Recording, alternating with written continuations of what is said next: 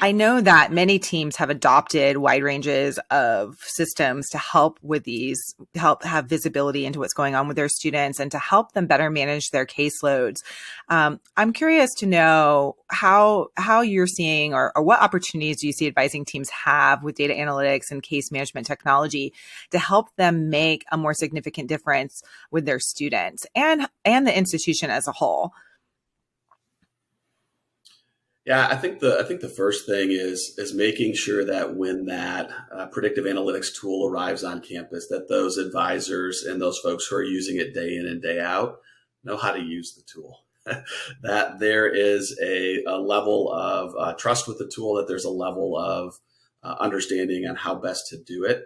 I can tell you when we rolled this out at Valdosta, it's such a robust tool. It's so powerful, and there's so many different directions in which you can go that we really needed to kind of stop for a second and then break it down into workflow. So how do I, with what I do day in and day out, utilize the tool in a meaningful way?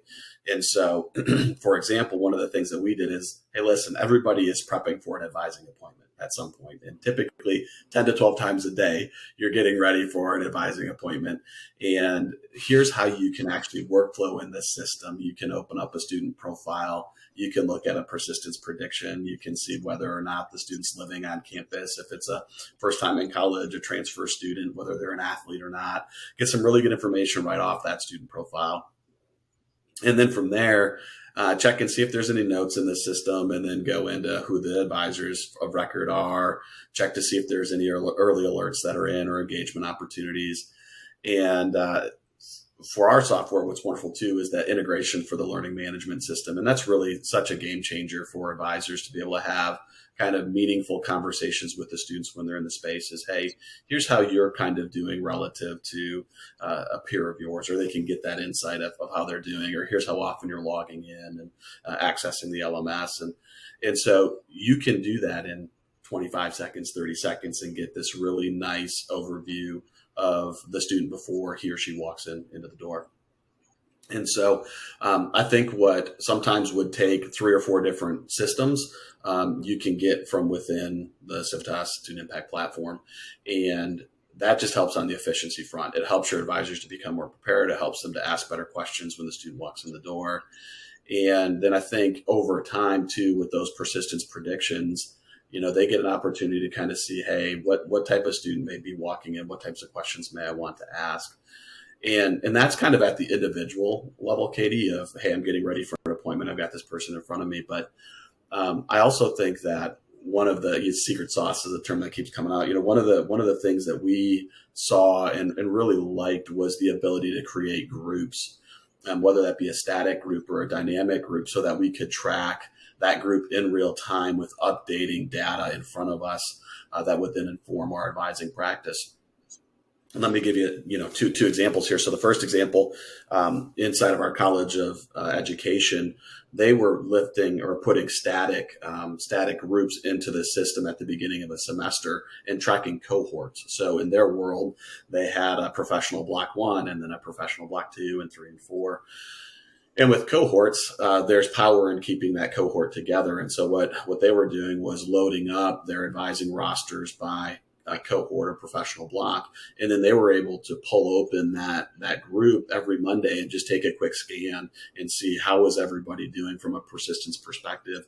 And if there was an issue early on in the game, they could reach out and have that group come in or that individual come in, or they could reach out to the person responsible in education for making sure that students were tracking successfully through the program. So that's kind of the static group. And then the other group, dynamic group, is as you're farther along in the semester, you can create a list of students who have not yet registered for future semester. And that's live and in real time. And I think if we're honest, in the advising space, sometimes we are a little too reliant on a spreadsheet that comes out that the minute it prints is essentially out of date. And I don't know that it's perfectly true for every environment, but almost every environment I've seen related to advising is, somebody prints a spreadsheet or downloads a spreadsheet on Monday, sends it out on Tuesday, and by the time the advisor can take action on it, it's now Friday or it's the next week, and that data is old and outdated. And so you're able to utilize in time, real-time data to make informed decisions that best help the student, and just little things like thinking about that spreadsheet, right? If I'm an advisor and it was downloaded Monday, sent to me on Tuesday, and I sent something on Friday that says, hey, Katie, I see that you're not registered yet. And guess what? Katie registered Wednesday, but that sheet was printed on Monday. Now they're like, well, you're my advisor. You should know that I registered a couple of days ago, but here it is on Friday. And you're telling me I need to go register. It's one of the things I think on the software that I love is that it is updating in real time. It does let you know what changes have happened and allows you to be more specific and granular on what the student need is. Yeah, it's interesting. I think oftentimes folks feel that level of visibility can be intrusive, but it often is what students expect. Like if you are not having that level of visibility into what's happening for them and you're 5 days behind their actions, they feel annoyed and like you're not paying very good attention or know what's happening with them. Yeah, and I think these days too, most of our students that are, especially those that are coming out of K-12 systems, have had Power School or some kind of a system set up where everybody and their brother and favorite aunt and uncle has access to their record, right? And so there's just kind of this assumption that, especially as an advisor, that I'm going to be able to see everything. I mean, I can't tell you how many times I would ask somebody how they're doing, and they would be like, well, you can just check the grade book. And I'm like, well, no, actually, I don't have access to your grade book, right? But there's that assumption that because I'm part of the university that I'm going to have carte blanche access to everything that student has. So yeah, I rarely to never see any kind of an issue related to students' concerns on, well, hey, how did you know that, or what did that look like? Or, and in a lot of ways, Katie, I don't think you have to even necessarily have a specific conversation about like, oh, hey, your persistent prediction is this. In fact, I don't think you want to do that. I think you just want to have a conversation. Kind of comes back to what we talked about earlier, which is there's a synergy between the signal that gets thrown up to notify that we have a student in need, to get them to sit down in front of us. And I say sit down, I mean, more and more these days, there's the virtual or phone call or actually in office kind of a thing, but to create a space where the advisor and the advisee are together. And then from that point, the advising process takes over. That's when you go in there and you just kind of say, hey, Katie, how are you doing? Tell me about your favorite thing that's happened so far since you arrived at the university, right?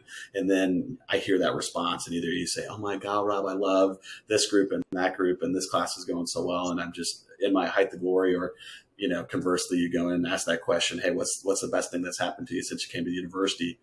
And there's this pause and the eyes go down, and like, I can't think of anything. Well, those are very different conversations. And now I can have a conversation and say, well, hey, this is what I noticed. And all the energy sucked out of the room when we started talking about that. And, what's going on? Share with me. How can I help, kind of a thing? And then we have that opportunity to be people in a space and then really help that student, and helping that student.